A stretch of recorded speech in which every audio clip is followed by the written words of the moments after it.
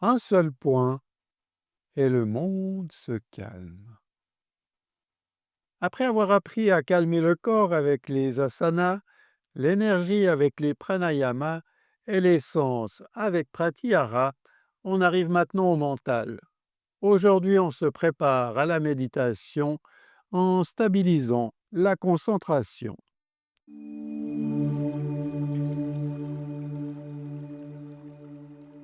Étymologiquement, dharana est issu de la racine dri, tenir, porter ou soutenir, plus un suffixe d'action, ana. Ça désigne l'acte de tenir l'esprit fixé sur un seul point. Dharana fait partie du sanyama, les trois derniers piliers, dharana, dhyana et samadhi. Dharana ne force pas, elle revient encore et encore vers un seul objet.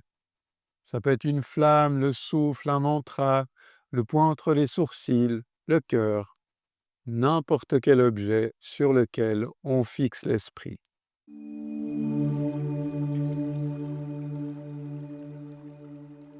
Le mental est souvent comparé à un singe ivre et fou, sautant d'une branche à l'autre.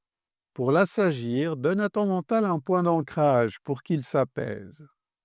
Ton attention est un muscle. Travaille-la en conscience. Chaque fois que tu dois ramener ton attention sur un objet, tu gagnes en expérience. Évite l'autocritique. Avec la pratique, tu vas sentir ton souffle s'allonger, ta mâchoire et ton front se détendre et l'immobilité s'installer sans lutter. Sans dharana, impossible d'aller vers la méditation profonde.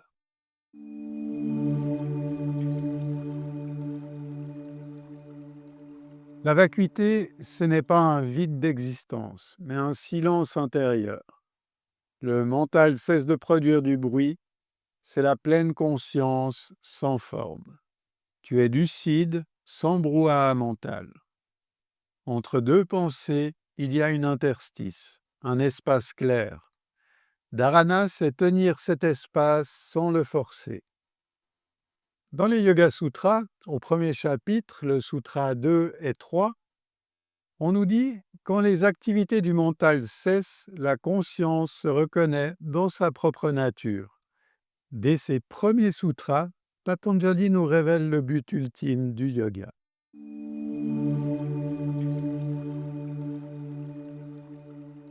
Aujourd'hui, ton attention est devenue un produit. Notifications, multitâches, FOMO, résultat, on s'éparpille. C'est un réflexe inculqué. Ahamkara, ton ego, se nourrit de tes pensées. Dharana ne se bat pas pour les supprimer, elle t'amène doucement à ramener le mental sur un seul objet. Voilà 3 exemples de gestes simples pour l'intégrer à ton quotidien. La marche consciente, accordée au rythme de ta respiration. Durant les repas, prends au moins tes 5 premières bouchées en silence. Ressens les textures et ta façon de mastiquer. Et quelques fois par jour, tu peux t'accorder des moments de micro-immobilité, une petite minute avec le dos bien droit, le corps immobile, et porter ton attention à ta respiration.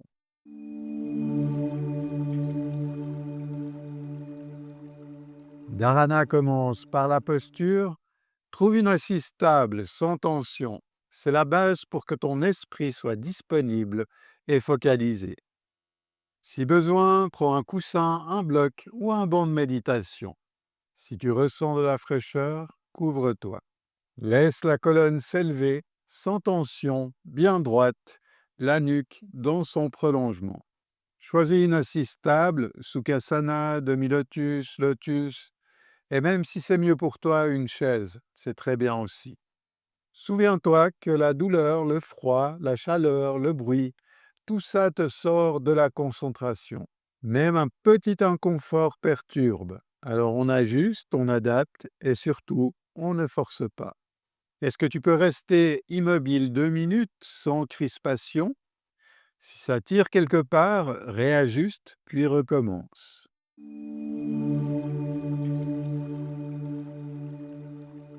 Voici 3 manières d'aborder Dharana. À chaque fois, la base est la même. On va se concentrer sur un seul objet. La respiration est nasale, lente, profonde, et on va rechercher la détente du corps.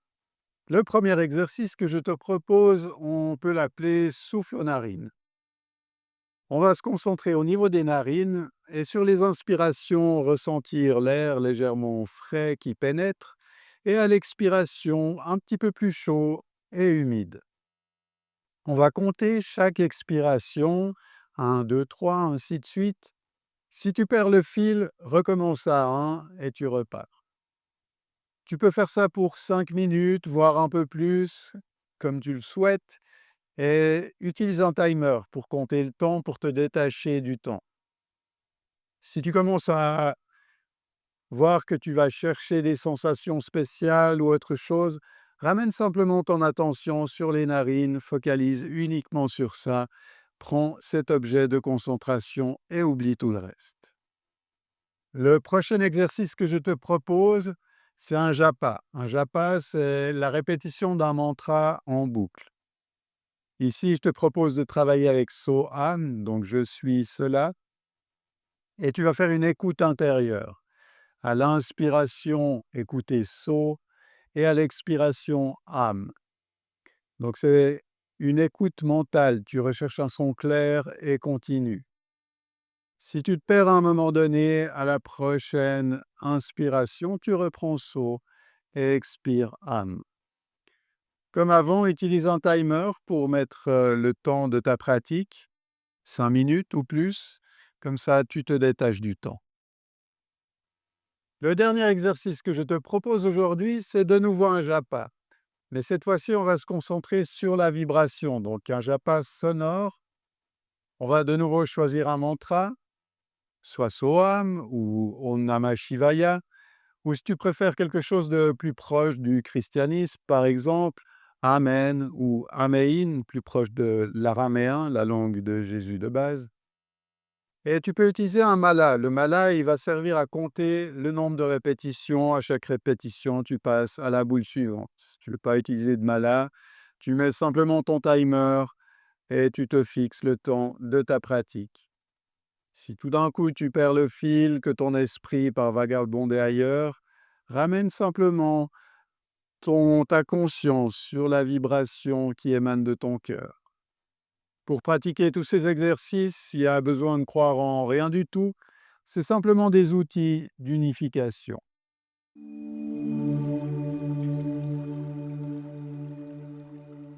Quand tout va bien, le souffle est long, le visage détendu, et l'assise reste stable et confortable. Si tu sens l'agitation venir, retourne à ton souffle et compte tes expirations de 1 à 10 ou plus si besoin. Si tu somnoles, redresse-toi et corrige ton assise. Si tes yeux se crispent, adoucis ta visualisation. Reviens au tactile, la sensation de l'air aux narines, par exemple. Si tu dois réajuster, dis-toi qu'à chaque fois, tu gagnes en expérience. Plus tu reviens, plus tu progresses. Vise la continuité simple, pas la performance.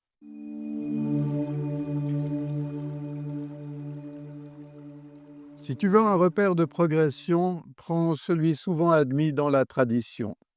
On mesure en matra, c'est une petite unité de temps. Pour faire simple, considère-la comme un battement régulier, environ 1 seconde.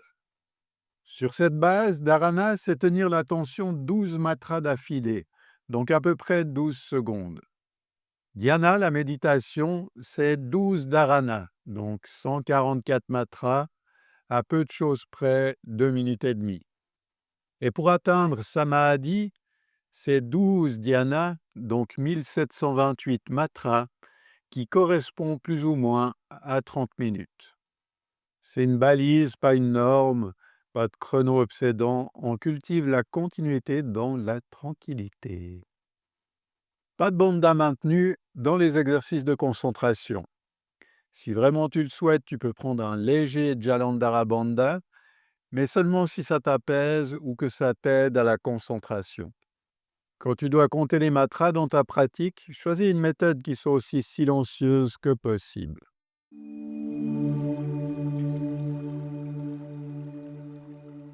Comment cultiver ton attention dans tes actions quotidiennes?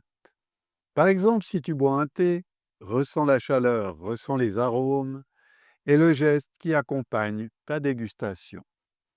Ou alors, adopte une marche sensorielle, place ton attention sur la brise qui caresse ta peau ou le contact de tes pieds avec le sol. Ou encore dans une conversation, écoute vraiment la personne sans préparer ta réponse à l'avance. Dharana, c'est l'art d'être vraiment présent à une seule chose.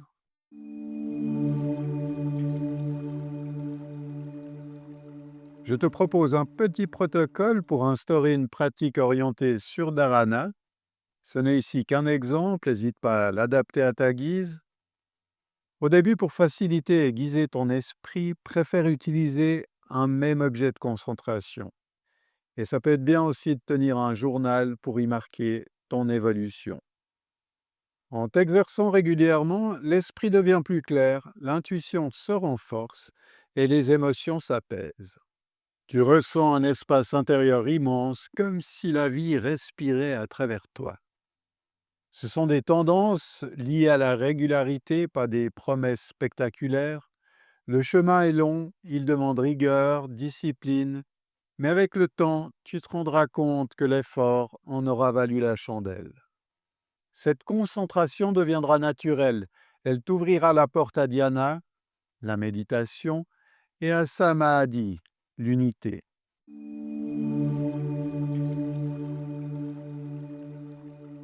Dharana n'est pas une guerre contre les pensées, c'est un retour simple vers un point, ou vers l'espace entre deux pensées. Quand ce retour devient continu, sans frottement, c'est dhyana, la méditation.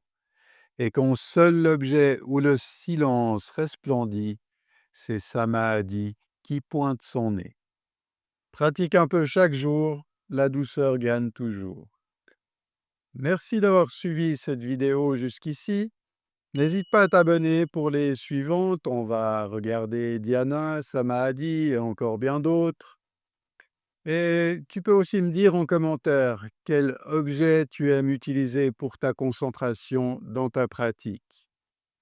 À bientôt. Namasté.